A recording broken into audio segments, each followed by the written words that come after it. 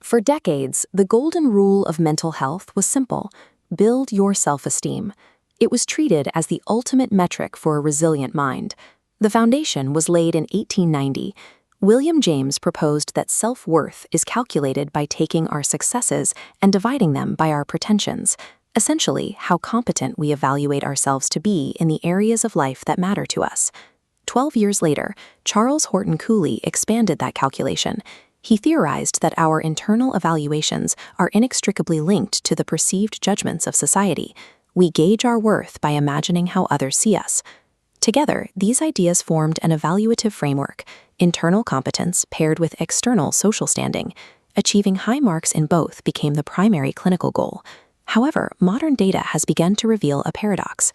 The aggressive pursuit of this exact metric often results in an unexpected psychological fragility. Individuals with high global self-esteem frequently display intense ego reactivity. When criticized, they reject negative feedback, trivialize their failures, and score higher on narcissism. This dual framework of competence and social standing has served as the baseline for decades. But as researchers look closer, the data suggests this evaluative model may actually be undermining the very resilience it was meant to build. A massive empirical study of 2,187 participants by Kristen Neff compared global self-esteem against self-compassion. The data shows maintaining self-esteem requires evaluating yourself as above average. You must feel better than the crowd to generate a positive self-view. Relying on high social rank makes criticism a direct threat, forcing a defensive stance to protect perceived status. The data maps a thick positive correlation from self-esteem to narcissism and ties it to self-worth that is highly contingent on external outcomes. It also drives what psychologists call the need for cognitive closure. To protect their inflated self-worth from contradictory evidence, people adopt a rigid state that cannot tolerate alternative viewpoints. Neff's psychometric alternative completely abandons the ranking system and the exhausting need for superiority entirely.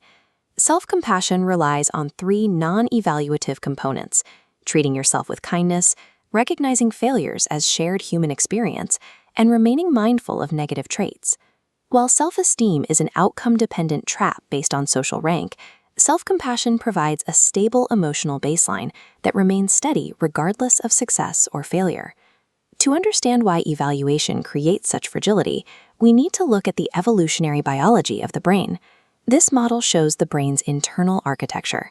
The drive for self-esteem is linked to the brain's threat response, the limbic system. Self-evaluation triggers an alerting impulse driven by dopamine, activating the evolutionary circuitry used to maintain social rank.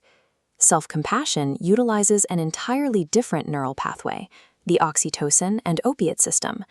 When you approach a personal failure with mindfulness and an understanding of common humanity, you actively deactivate the limbic threat response. You engage the mammalian self-soothing system. Oxytocin provides emotional stability and feelings of security without requiring the dopamine-driven high of victory or dominance. Constant self-evaluation is biologically stressful. Psychological resilience requires shutting down that threat response and building a stronger internal structure. If we remove evaluation from the equation, we have to ask how a person actually constructs their identity from scratch. The clearest answer comes from Erik Erikson, who developed the foundational concepts of psychosocial development and the challenge of ego identity. Erikson argued identity construction is the task of integrating our physical growth, available social roles, and self-image to achieve what he called identity cohesion. Erikson formalized these theories through intensive cross-cultural studies, taking his research out of the clinical office and into the field with the Sioux in South Dakota. His additional studies of the Yurok in Northern California proved that constructing an identity isn't an isolated internal process. It relies heavily on the specific cultural context and environment surrounding the individual. This led to his definition of the identity crisis, a necessary developmental period of deep reflection and active exploration of different perspectives on oneself. Identity isn't an innate biological given. It is an active task of resolving internal confusion to build a cohesive sense of self. Modern personality psychology has taken Erikson's theories and formalized them. Psychologist Dan P. McAdams created a 3-level framework to explain how this construction happens. This model illustrates the architecture of the self. The base layer consists of dispositional traits, the foundational, largely unchangeable characteristics you are born with.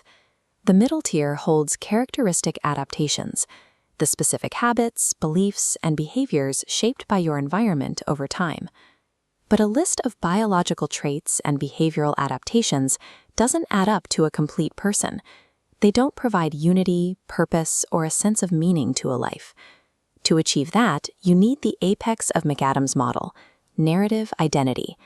McAdams calls this the personal myth. It is the act of imagination where you take the raw data of your life and integrate your remembered past, your perceived present, and your anticipated future into one convincing story. An individual only achieves a resilient self when they construct a unified narrative out of their disjointed traits and experiences. Actually arriving at that unified narrative requires navigating through a specific process, mapped out by researcher James Marsh's 4 identity statuses. This identity flowchart has 2 failure states. Identity diffusion occurs through apathy. Identity foreclosure happens when someone accepts the beliefs of their society without question. To avoid those dead ends, one must enter the moratorium phase, a volatile period defined by actively exploring different life alternatives. Successful resolution lands you at identity achievement, where commitments are finally made. Reaching achievement requires reconciling conflicting parts of your personality, conceptualized as internal characters called imagos. One primary character is the agentic imago, representing your internal drive for power, mastery, and autonomy. This competes with the communal imago, representing your need for love, intimacy, and cooperation. A mature narrative identity is fully formed only when the psychological tension between power and love is reconciled within your personal myth. We now have 2 halves of the resilience equation: the architectural structure of your narrative identity and the operational baseline used to maintain it. The orthodox model instructed us to wrap our identity in the armor of global self-esteem, but when tested by reality, that rigid, evaluative armor shatters. Because self-esteem requires you to be superior to function, every minor stressor, criticism, or failure is processed as a threat to your personal myth. This system model illustrates the empirical solution. Here, the narrative identity stands at the center, protected by the flexible, absorbing baseline of self-compassion. Because self-compassion is non-evaluative, the brain's limbic threat response remains dormant. The personal myth is allowed to adapt and survive failure without triggering a defensive panic. Psychological resilience does not come from judging yourself as superior to the people around you. It comes from architecting a coherent inner story and protecting that structure with unconditional self-kindness.